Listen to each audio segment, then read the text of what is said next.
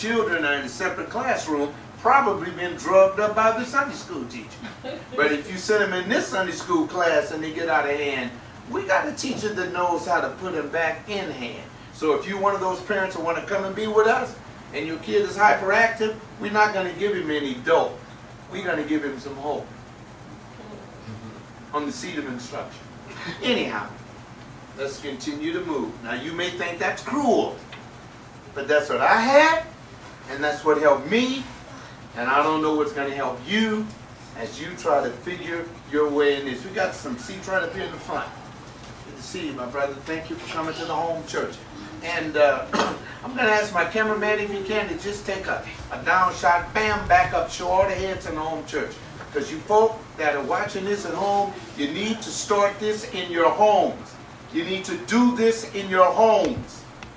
Going to church and all that stuff, giving all your money for them pimped out buildings and all that stuff, it is over.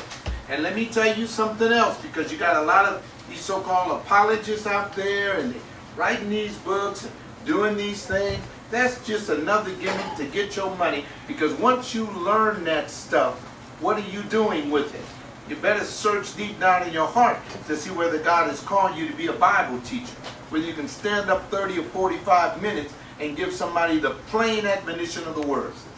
And you don't have to be a pastor to do that. And those of you that attend those studies know that these lights cost money. My plumbing got to be paid for, everything else. Right, Mark? Yes. I mean, this is like a church house, and I love it. Some folk will come by your way and won't even thank you, man. Oh, man, I had a good time. Jump in their car, James, and get out. Yeah, all right. Let me keep moving. What is the idea? What is the point?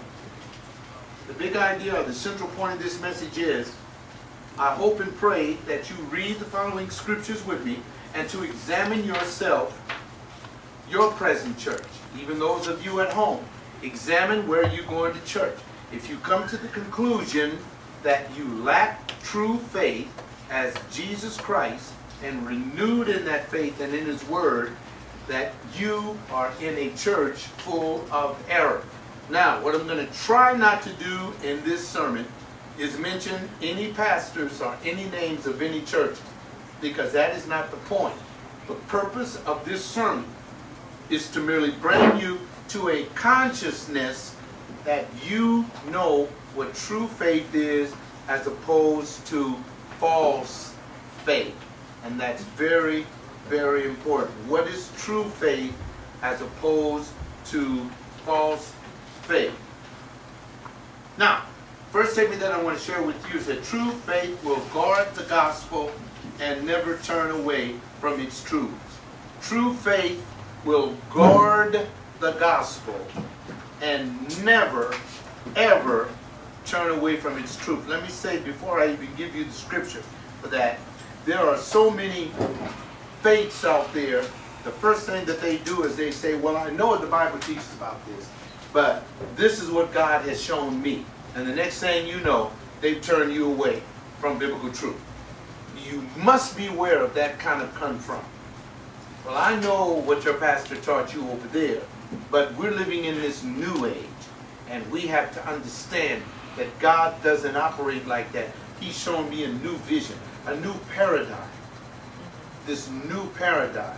I believe one of the first scriptures that we went to is the faith which was once delivered into the saints. You want the old paradigm.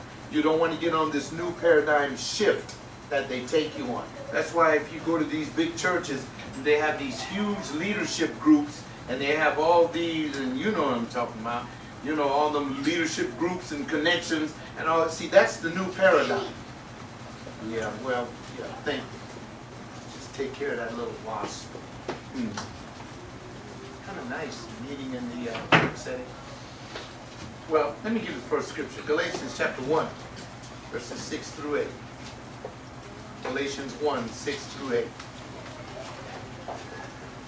Now, in this first scripture, and the point is, true faith will guard the gospel and never turn away from its truth.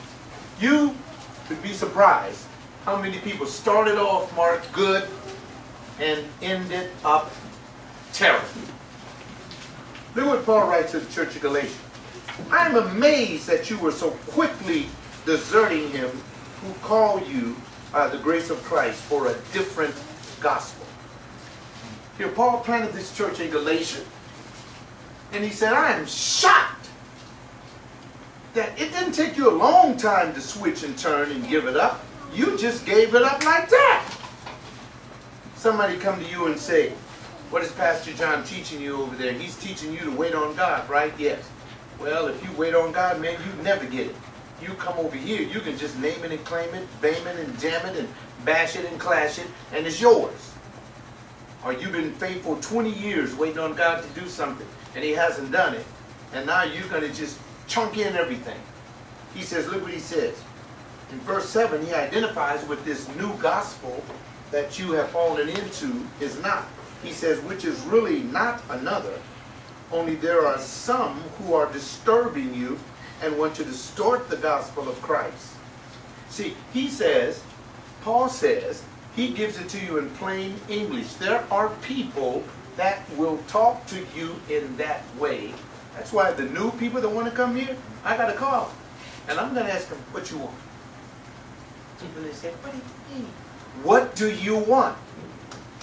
I'm just looking for a true Bible church. Why? I don't like the sound of your voice. Why are you wanting to come to where I live? If I were holding it in a gutter, would you show up? Well, maybe I called the wrong number. Maybe you did.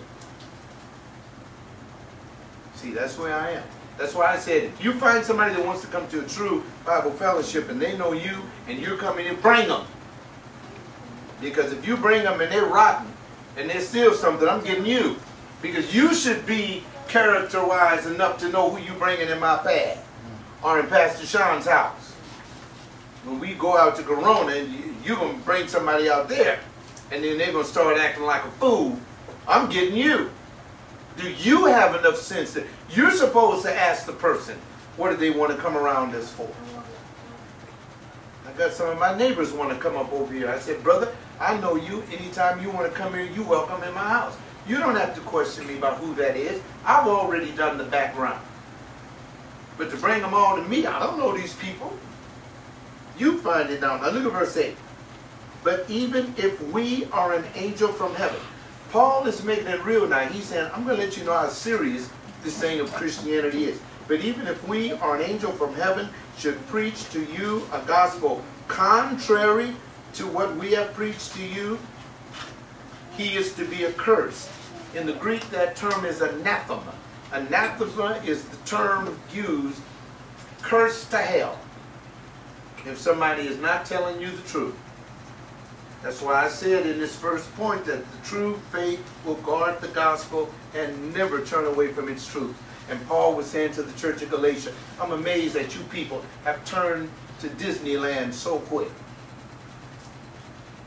I've been preaching a hard gospel all my life as a pastor.